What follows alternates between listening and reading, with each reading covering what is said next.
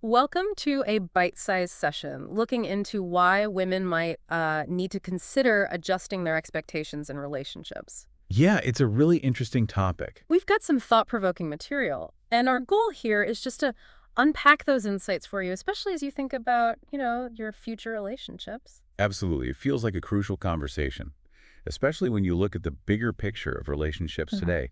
Paul Brunson, for instance, he points out something quite stark. Yeah. What's that? He says we're seeing this major dip in relationship satisfaction. Like, around 80% of relationships are reportedly less satisfying than they used to be. 80%. Wow. Okay, that's a really high number. Does he say why? What's driving that dissatisfaction? Well, his argument is pretty compelling, actually.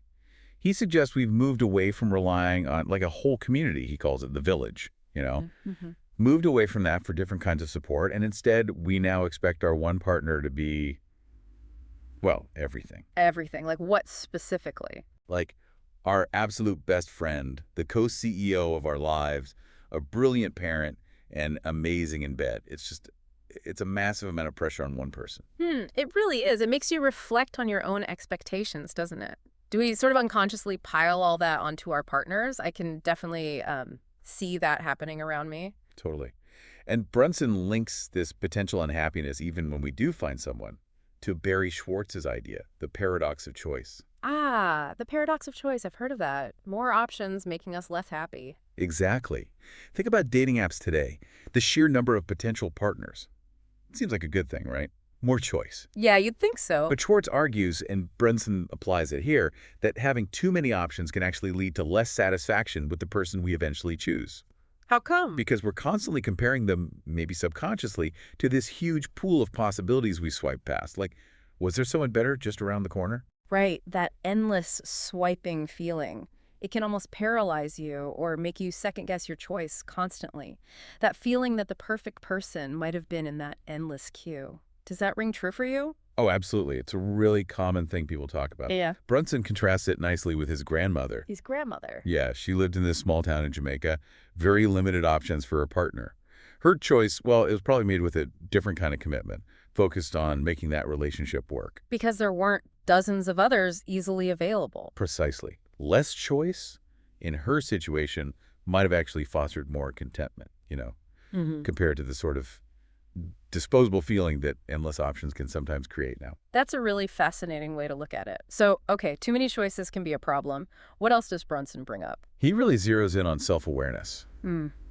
especially understanding our own attachment style. Attachment styles. Okay, refresh my memory on those. Sure, there basically are sort of ingrained ways of connecting emotionally in relationships, often formed way back in childhood. You've got secure, anxious, and avoidant as the main types. Right, secure, anxious, avoidant. Got it. So how do they play into dating and expectations? Well, if you lean towards anxious or avoidant, you might, without even realizing it, push away potentially good partners. How so? An anxious type might worry excessively about commitment, maybe come across as needy, which can push someone away. An avoidant type might feel smothered by intimacy and pull back, even if they actually want connection deep down. Okay, that makes sense. Brunson told that funny story. Well, maybe not funny about why people rejected second dates. A Velcro wallet, bad breath. They Yeah, seem so minor. they really do. Eh. But his point wasn't really about the wallet or the breath itself. It was more that a really strong, almost visceral negative reaction to something small like that might actually be a sign Sign of what? of deeper stuff, like Hmm. unresolved issues tied to our attachment style or how we were socialized. It's like the small thing triggers a bigger underlying sensitivity. Huh. That's actually quite profound. So if you're going on tons of dates but nothing ever clicks, maybe the first place to look isn't the dates, but inwards. Exactly. He really advises looking at your own patterns first. Have you ever stopped to think how your own style might be shaping your dating life? It's definitely food for thought. Now, he also mentioned something called the premium effect, That's right. stepping outside your usual dating zone. Yeah, the idea there is if you go into a dating scene where your background or qualities are less common, you might stand out more. You're perceived as potentially more unique or premium. Like his example of a white friend dating in a mostly black cultural environment. It shifts the dynamic. Right. It opens up new possibilities by changing the context. Yeah. However, and this is important, Yes. He also acknowledges, and we have to as well, the real biases and challenges that ethnic minorities often face in the dating world generally. Hmm. Systemic issues are definitely at play. So while broadening horizons can work for some, it's not a level playing field for everyone. That's a crucial caveat. It does make you question your own preferences, though. Are they sometimes too narrow? Are we accidentally filtering out good people because they don't fit some mental checklist? That's exactly the question it raises. Mm-hmm. Our type is this mix of, maybe some evolutionary stuff and a whole lot of societal messages. Being aware of both gives you more freedom to choose consciously. It feels like we're really digging into the modern dating psyche here. But then Brunson throws a curveball by looking back at, well, arranged Yeah, marriages. it seems counterintuitive to us now, maybe, in very individualistic cultures, the idea of your family choosing. Right. But he points out that in many collectivist cultures, these marriages actually have pretty high success rates, sometimes even higher satisfaction than marriages based purely on falling in love initially. So what's the secret sauce there, according to him, if it's not that initial romantic spark necessarily? The selection process is just different. Families often get deeply involved. They're vetting the person based on character, values, background, resilience, resourcefulness, the big life stuff. Oh. So it's less about fleeting chemistry and more about long-term compatibility factors, assessed by people who aren't maybe blinded by infatuation. Kinda, yeah. It's a more, maybe, objective look at suitability, removing the individual's potential biases from that initial pick. He even tried something similar in his matchmaking agency. Really? How? By interviewing the client's friends, family, even exes, just to get a fuller picture beyond what the client presented. What do you think about that idea, getting input from your circle?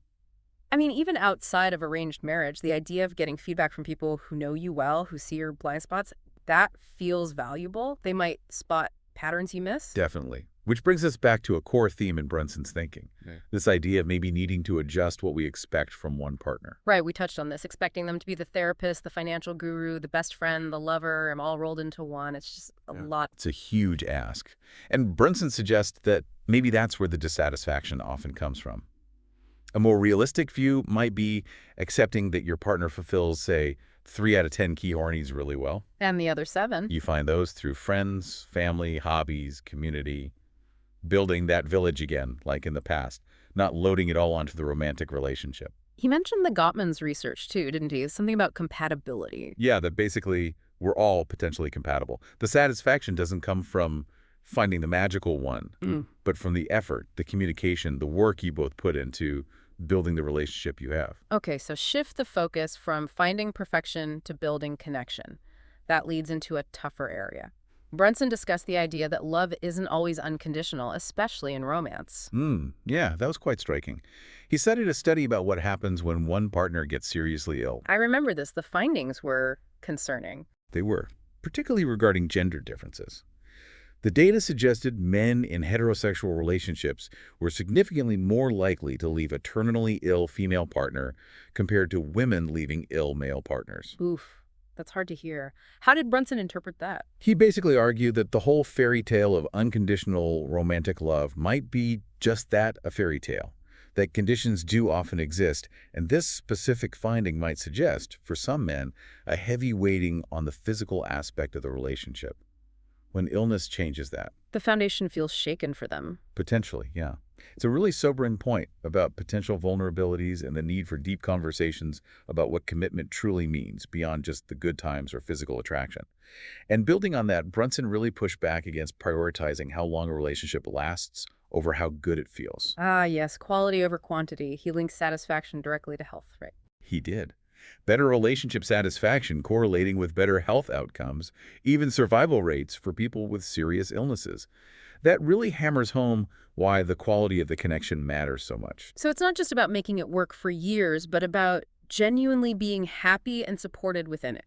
The key question isn't how long, but how satisfied are you? Exactly. Which logically leads to, how do we get that satisfaction? And communication is key. He talked about pillow talk, didn't he? Not just casual chat, but real talks about the relationship itself. Yeah, creating that safe space to be honest about needs, happiness, frustrations, Hmm. all of it. So many couples just avoid the tricky stuff, right? And then resentment builds. He even used the example of the orgasm gap, how men tend to orgasm more frequently in straight relationships, a topic many couples probably find awkward. For sure. But his point was you need to be able to talk about even the uncomfortable things. He suggested starting small, maybe baby steps, Like what kind of baby steps? like just normalizing, acknowledging attraction to others, maybe talking about celebrities you find attractive, low stakes stuff, just to build the muscle for more open communication about bigger things later. That makes sense. He also had that concept of taking your thoughts to court. When doubts creep in. Right. Distinguishing healthy doubts like, are we growing together? From unhealthy ones, maybe rooted in fear or old trauma. So how do you take them to court? You identify the fear behind the doubt. Is it a fear of intimacy? Fear of missing out? Then you look at the actual facts of the relationship. Does the evidence support this fear, or is it just an old pattern talking? It's like being a detective in your own mind. And related to that, he mentions self-esteem's role in who we choose. Mm-hmm. Low self-esteem can make us pick partners not for genuine connection, but for validation. Like, how will this person look on my arm? He told an anecdote about someone literally worrying about how their partner would look in public. Yeah. Whereas ideally, with healthy self-esteem, you're choosing based on deeper things, shared values, mutual respect, how they make you feel, not just how they look or what status they bring. Okay, so let's try and weave this all together. Mm. This central idea why women might need to adjust preferences. It's sounding less like settle for less and more nuanced. I think so too. It's not about lowering core standards like kindness, respect, integrity. Nobody's suggesting that. But maybe it's about broadening the definition of a good partner beyond, say, just income or height or educational level, Mm. especially given some societal trends he touched on. Exactly. He mentioned, sort of implicitly, the narrative about women increasingly partnering with men who might have different educational or professional backgrounds than traditionally expected. And that this might create a numbers imbalance in the dating pool, potentially. Potentially, yeah. And he advocated for extending some grace, acknowledging things like male loneliness or confusion in navigating modern dating roles, and appreciating qualities beyond the superficial metrics. So it's about being more self-aware about why we want what we want. Is it evolutionary biology pushing us towards certain traits like height or symmetry? Which definitely plays a role. He acknowledged that scent linked to genetic diversity, things like that. Or is it societal scripts telling us what we should desire? Right. And his argument is that understanding both those influences, the biology and the conditioning, gives you the power, the autonomy to make conscious choices that are right for you, not just what you're supposed to want. Okay. Let's quickly hit a few of those relationship myths he busted, like more sex equals a happier relationship. Yeah, he flipped that, said usually the other way around. High relationship satisfaction often leads to more sex. Ah. And the difference between spontaneous desire, often more common in men, and responsive desire. Crucial distinction. Responsive desire often needs emotional connection first, that feeling of closeness and being appreciated, which is why he emphasized building emotional currency. Little gestures of affection and appreciation. Exactly. Those small things build a foundation for intimacy, especially for responsive desire. What about spending time apart? Is that good or bad? Definitely good, he argued. Relying on your partner for everything creates this super high-stakes situation and can stifle your own growth. Having separate friends and interests actually brings energy back into the relationship. Makes sense. And the classic advice, never go to bed angry. Myth. He said trying to hash things out when you're both really upset is often pointless, even damaging. Sometimes sleeping on it, getting that cooling off period, is the most constructive thing you could do. Allows for emotional regulation before trying to solve the problem. What about cheating?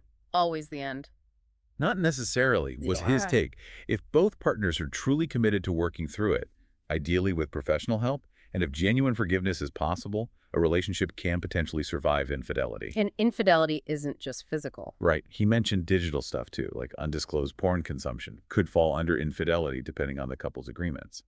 Honesty is key. And overt jealousy, big red flag. Huge red flag. He said it usually stems from deep insecurity and is really toxic for the relationship. Okay, 2 quick final points. Apologies. Need to be effective. He mentioned the ARC method. Acknowledge what happened, express remorse for the impact it had, and commit to change in the future. ARC. Got it. And affirming bids. Just noticing and responding positively When your partner makes those little attempts to connect a comment, a touch, a question, turning towards those bids builds security. Wow. Okay. We've covered a lot of ground there, unpacking those ideas around expectations and satisfaction. We really have. It seems the path involves a lot more self-reflection, maybe more realistic expectations of one person, Yeah. and definitely challenging some old ideas. Yeah, it's not about just lowering standards across the board, but about being smarter, more self-aware, and maybe more community-minded in how we approach partnership. Hopefully, this gives everyone some food for thought. I hope so too. It's all about building healthier, happier connections, ultimately. See you soon with another one.